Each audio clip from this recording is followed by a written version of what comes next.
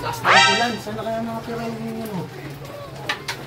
Kayo po ba si Mang Tanyel? Oo nga. Si Mang Tanyel. Kailangan po kayo ng kuya ko kasi po may sakit. Nasaan ba siya? Tara, punta natin at mapapalis ko yung mga hayop sa katawan niya. Tara po, nandito po siya. Nasaan ang pasyente? Nandito po.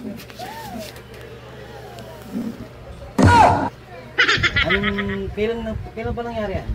Kahapon lang po. Umihi po kasi siya sa puno ng mangga. Oh shit! Oh shit! Yan ang sakit yan. Toy. Hindi nga pa ba ito?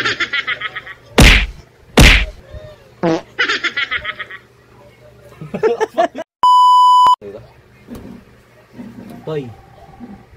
Teka, bumangon niya. Tatanggalin ko ang masamang espiritu dyan sa katawan mo.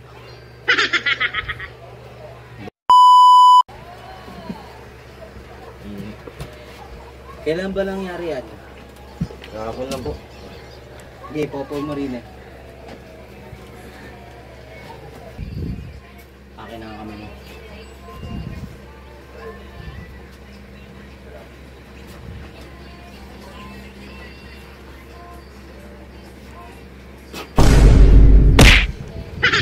Ano? Hindi mo ba tatanggalin yung nilagay mo sa taong ito? Ha? Ayaw mo ha. Akin yung langis. Ayaw ito, hindi ito. Lagyan mo ako ng langis. Ginagawa mo!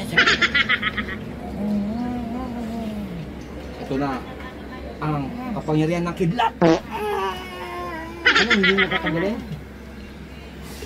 Hindi! Hawak ko ang leg mo. Tanggalin mo. Tanggalin mo lahat. Tanggalin mo. Wala kang awa.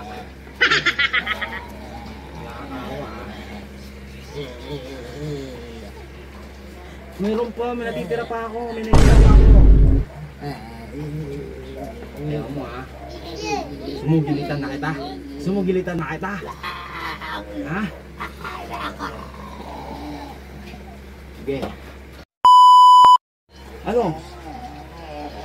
Gigilitin na kita. Kasi baka makapagbiktima ka pang ina eh.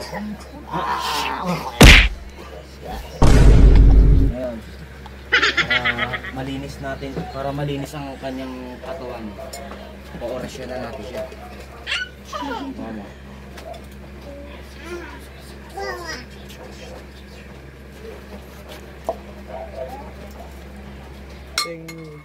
Oh shit! Kaya wala na. Wala na siya sa amin. Noy, okay ka na? Yeah. Ano nangyari? Kinulam ka kasi umihi ka sa puno ng kalamansi. Ha? Sino kayo? Ako nga pala si Mang Tanyel. Ang magagamot dito sa baryo, di maulap. Salamat. Taas mo ka dyan. Salamat. Ang gawin mo, ha? Gumising ka ng umaga, kumain ka ng bayabas, tapos pakulo ka ng daon ng makaya. Inumin mo yun, 3 times a day. Ngumanga ka. Anak ka ng pu.